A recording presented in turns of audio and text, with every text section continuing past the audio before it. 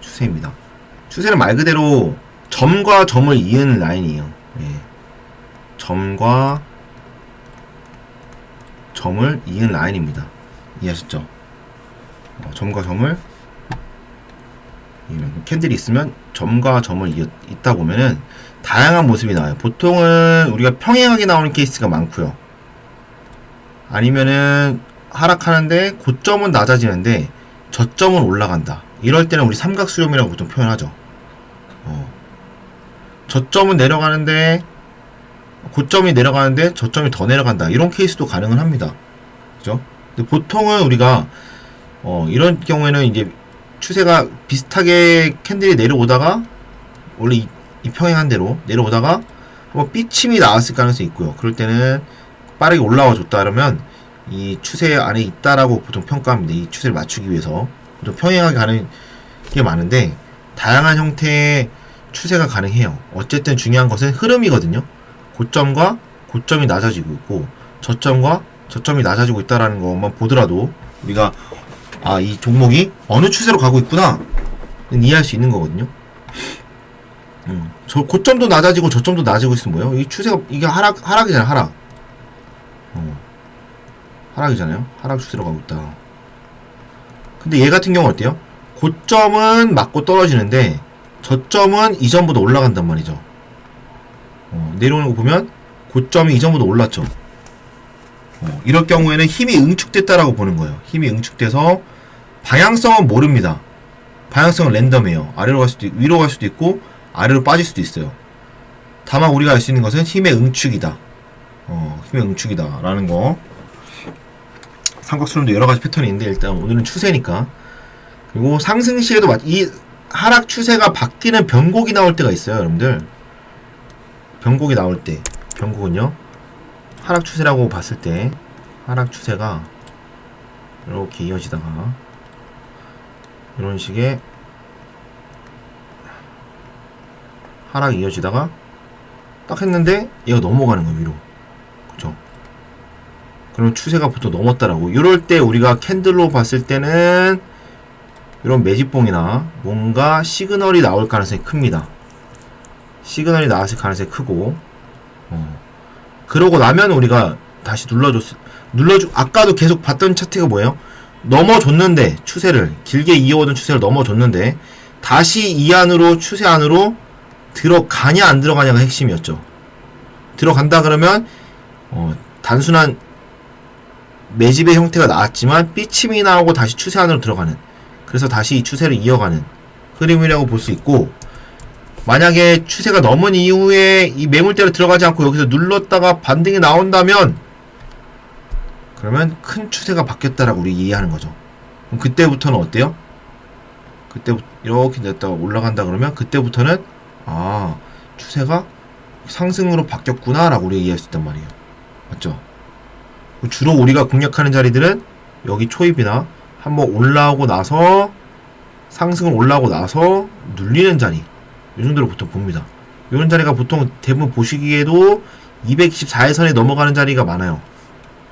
다시 이렇게 하다가 매집봉 나오면서 추세가 바뀌기 때문에 224일선이라고 하는 장기평이 돌아서 올라갈 가능성이 높은 자리예요.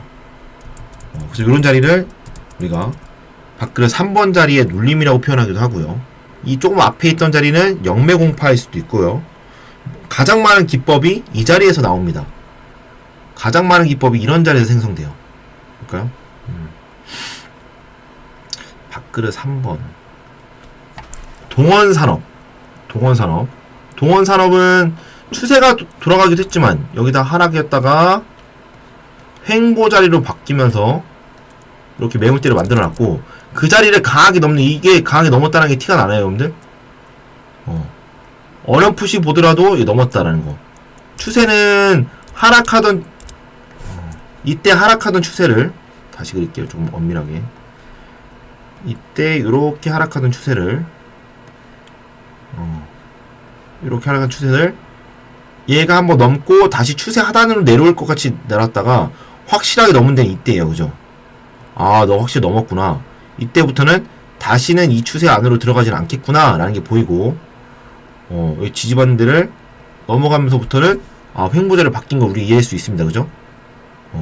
그러면 이때부터는 상승 추세로 바뀌었다는 게 우리 이해할 수 있죠. 상단이 많이 벌어지고 하단은 이 추세대로 여기서 다시 급등하긴 했지만요. 그러다 다시 추세 꺾이는 요런 모습 있죠? 이 추세가 하락으로 시작될 때 이때는 조심해야 되는 거죠. 추세가 그만큼 중요해요. 얘는 큰 추세나 이게 큰 추세고 112일선을 타고 가는 추세잖아요. 그죠? 그걸 넘은 거고 얘는요 112일선이 꺾인 건 아니에요. 112일선은 여전히 올라가고 있는 모습이니까 보이죠? 112일선이 여전히 올라가고 있는 자리인데 뭐가 꺾여요? 빨간색, 주황색이 꺾이는 게 보이죠? 얘 내려가면서 이런 거는 작은 파동이라고 합니다. 그죠? 작은 파동. 작은 파동이 꺾이는 게 보이고 다시 넘어가는 이런 왔다 갔다 하는 건 작은 파동 넘어가는 거예요. 근데 우리는 보통 큰 파동에서 이해했을 때는 이렇게 하락 추세가 이어가는 게 보이십니까? 다시 추세가 큰 파동 112일선인 주황색, 초록색이 파동 내려가고 224일선도 마찬가지요. 224일선 넘어간 추세는 아니네. 224일선은 살짝 각도가 하락하는 각도가 옆으로 가긴 했습니다만 다시 하락이 이어지면서 큰 파동을 넘기지 못한 초록색을 움직이는 중파동 정도, 가운데 중이라서 중파동 정도 하고 이 추세가 넘었긴 했지만 다시 이탈하면서 중간의 파동이 하락으로 바뀌는 모습이죠. 다시 넘은 자리가 어디에요? 여기죠. 넘고 나서 이 추세 안으로 들어왔어요? 아니죠. 여기서 지지받고 올라가죠. 이때도 다시 한번 이 112일선에 이 파동을 넘어가겠구나라고 우리가 이해할 수 있는 거고, 손절라인 박스권 이렇게 잡았더라면 이탈 나왔다가 올라가네요. 그죠? 이탈 나왔다 올라가니까 이탈할 때 혹시 박스권 매매했을 때 잘랐더라도 다시 이 자리를 넘어갈 때는 타점을 잡아야 되는 거예요. 다시 이 자리 넘어갈 때는. 오케이? 이 자리 넘을 때 여기 돌파입니다. 이 박스권을 넘어가는 돌파입니다 라고 잡더라도 확장된 이 하단까지 분할매수 잡던지 분할매수까지 잡던지 아니면 타이트하게 잡더라도 이 하단까지 잡았을 것 같은데 이렇게 분할매수 하세요 라고 했을 것 같아요. 다시 넘어갈 때 이렇게 분할매수 하세요. 그러면 올라가는 걸 먹을 수 있겠고 작은 파동을 확실하게 넘은 자리가 우리가 보이는 거예요. 그죠? 이 파동 넘어왔다는 게. 그러면서 이렇게 보더라도 추세가 이렇게 올라갔다는 게 보이세요? 이 추세가 이 추세로 바뀌는 변곡이 어디예요? 얘잖아, 얘죠. 얘고 저점을 깨지 않은 얘란 말이에요. 그죠? 이렇게 고점이 낮아지는 파동에서 잘 보세요. 점과 점을 이은 자리를 점과 점을 이은 이 파동이 낮아지는 자리에서 올라가기 시작하고 그 자리에 지지받는, 그래서 추세가 이렇게 바뀌는 변곡이 여기란 말이에요. 그죠? 요거를 확인하고 재차 넘어가는 여기를 타점 잡았다고요. 보이세요? 이게 큰 파동을 잡는 흐름이에요. 오케이? 동원산업. 그러면 우리가 이야기로도 넘어갔습니다. 그지? 넘어갔고 다시 한번 이 추세를 탄다고 생각했을 때는 하단까지 내려왔다 이렇게 가겠죠. 볼까요? 이 타점 잡았으면 이게 여기서 반 익절했겠죠. 음봉 떨어지는 날 익절하라고 했을 것 같아요. 나머지 잔량은 본전까지 봅시다 그러고. 무조건 본전 왔으면 이제 먹고 여기서는 정리해야겠죠.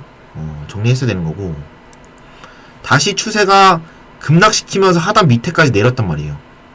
그래서 다시 들어 올리네. 다시 추세 상단까지 갈 수 있다라고 생각할 수 있겠죠. 큰 흐름이 바뀌었으니까 당분간은 바뀌지 않을 거라고 생각하고 공략할 수 있는 거죠. 그죠? 또 올라가죠? 그러면서 우리가 예상했던 이 추세를 올려놨어요. 그죠? 더 올라가. 더 올라갔어요. 상단 올려놨고 다시 빠지는데 여기서 지금 브레이크를 거는 양봉이 나왔네 한번. 이 추세라고 했을 때는 한 이 정도까지 내려와야 되는데 지금 여기서 이런 추세로 바뀌었단 말이죠. 약간 더 각도를 올리는 급등 패턴. 그죠? 급등 패턴으로 올라왔다. 양봉 하나 봤을 때는 다시 이탈할 수도 있겠다고 봤지만 이렇게 얘 기준으로 꼬리 한번 달아주고 지지바닥 올라가면은 여기도 또 다이봉도 할 수 있는 자리예요. 고점과의 박스권을 이렇게 설정하고 하단에서 매매해 볼 수 있는 자리입니다. 대신 타이트하게 이 자리 깨면은 손절하세요 라고 말씀드리겠죠. 그죠? 자, 안돼, 이탈 났네. 그럼 잘라야죠. 그리고 이 추세가 유지되는지 다시 봐야 됩니다. 이 추세는 지키네. 큰 추세를 넘어가면서 보이세요? 이 자리?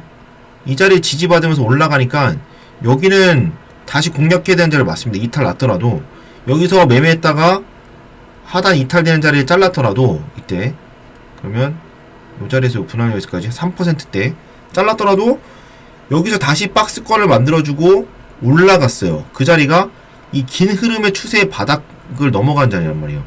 다시 이 추세의 상단을 올라갈 수 있다라고 생각하고 들어갈 수 있겠죠. 큰 흐름에서 올라간 자리니까. 또 추세 다시 타고 올라가 주네, 그죠? 근데 꺾이는 요런 데서는 팔았어야겠죠. 못해도 여기서는 익절해야죠, 그지? 여기서 타점 잡아서 상단 올라가는 꺾이는 여기서도 1차 매도했어야 되고 여기 견뎠다 하더라도 떨어진 여기서는 정리했어야 될 것 같아요. 한 7%밖에 안 되네. 퍼센티지가 왜 이렇게 작아? 자, 그럼 다시 추세를 이 긴 추세를 깨지 않고 살짝 이탈시키고 다시 올라가는 모습. 추세를 계속 이어가는 모습이에요, 지금. 그죠? 그리고 다시 급등 만들어냈는데 지금 자리는 이러한 흐름의 박스까지도 넘어갔다고 보기 때문에 이게 대시세가 될 수도 있다는 자리라고 보여집니다. 우리 지금 여기 추세 넘고 이거 넘은 자리는 112일선을 타고 있는 중파동이라고 불리는 자리에 넘어가는 거거든요. 중파동 자리를 넘긴 거고 얘는 이 검은색의 224일선을 강하게 들어 올리고 나서 고점에서 지지받는 모습이기 때문에 얘는 큰 파동 크게 봤을 때 W자네. 큰 파동을 넘어가는 224일선을 강하게 넘어가지고 눌리는 자리라고 봐야 될 것 같아요. 물론 더 크게 본다면 이런 모습도 있겠죠, 그죠? 이런 모습에서는 상단이에요. 여기서 위로 쳐주고 올라가서 이제 추세를 바꾸든지 맞고 떨어져서 다시 내려오든지 둘 중에 하나를 하겠죠. 우린 작은 112일선을 타는 파동까지를 본 거고 이 위로 넘어가기 시작하면서는 224일선도 넘어갔기 때문에 큰 파동, 대파동의 추세가 넘어가는 중이다 라고 봐야 될 것 같고 지금을 타점을 잡는다면 얘도 이렇게 급등 패턴을 봐야겠죠, 그지? 넘어갈지 말지는 한번 지켜봐야 될 것 같습니다. 동원산업